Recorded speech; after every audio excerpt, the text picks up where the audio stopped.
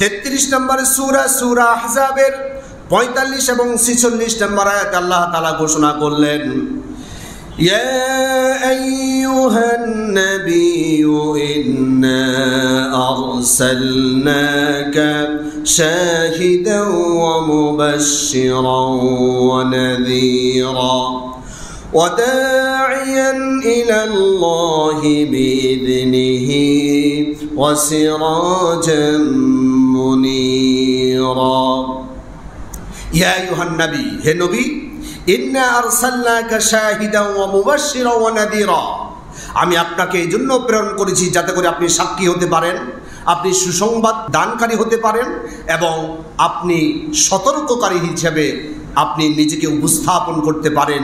এই জন্য ইন্না আরসালনাকা, নিঃসন্দেহে এই জন্য আমি আপনাকে পাঠিয়েছি। ওয়াদাইয়ান ইলাল্লাহ, আল্লাহর দিকে আপনি আহ্বান করবেন। এই যে 537 বছরের ভিতরে একজন আলোকবর্তিকা ছিল না, মানুষের হৃদয়ের ভিতরে মনুষ্যত্বের যে অন্ধকার ভাষা বেঁধেছে, এই অন্ধকার গুটগুড়ে তিমির অন্ধকার ভেদ করে আপনি তাদেরকে নৈতিকতা আদর্শের উপর তাদেরকে আলোকিত মানুষ হিসেবে গড়ে তোলার জন্য আমি আপনাকে প্রেরণ করেছি। সুবহানাল্লাহ। এবং অসিরাজাম মুনিরা, আপনাকে সিরাজ প্রদীপ স্বরূপ। আল্লাহ তাআলা এখানে সূর্যের কথা বলতে পারতেন, নক্ষত্রের কথা বলতে পারতেন। আল্লাহ তাআলা নবী করিম সাল্লাল্লাহু আলাইহি সাল্লামকে প্রদীপ হিসাবে আখ্যা দিয়েছেন। এটার কারণ কি?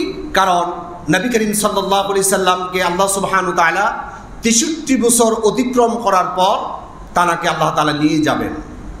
এরপরে এই নবুয়তি সিলসিলা, এই দায়িত্ব কে গ্রহণ করবেন?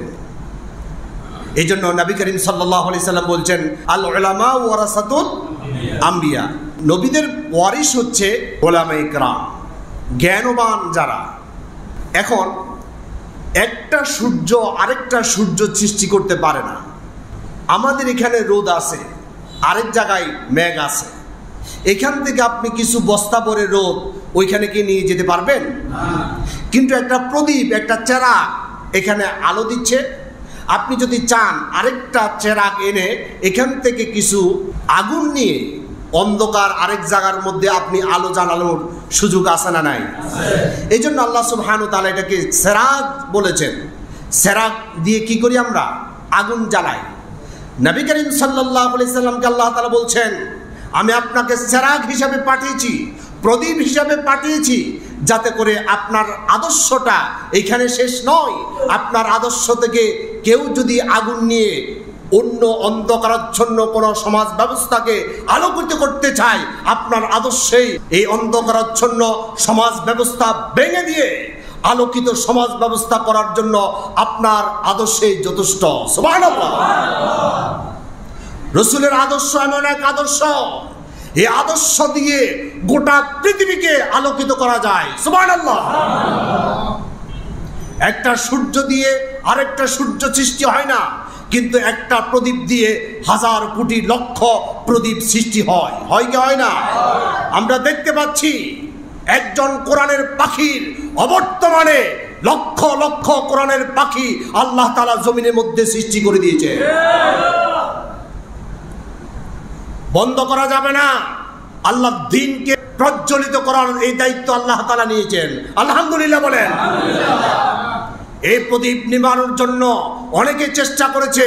হামান, কারুন, ফেরাউন থেকে শুরু করে অদ্যাবধি পর্যন্ত যারাই আল্লাহর দ্বীনকে নিষ্পেষিত করতে চেয়েছে, সেখান থেকে আল্লাহ তাআলা তাদেরকে নাস্তে নাবুদ করে দিয়ে আল্লাহর দ্বীনের প্রদীপকে আল্লাহ তাআলা আরো অধিক প্রজ্বলন দিয়ে আল্লাহ তাআলা শীর্ষস্থানে অধিষ্ঠিত করে দিয়েছেন। সুবহানাল্লাহ।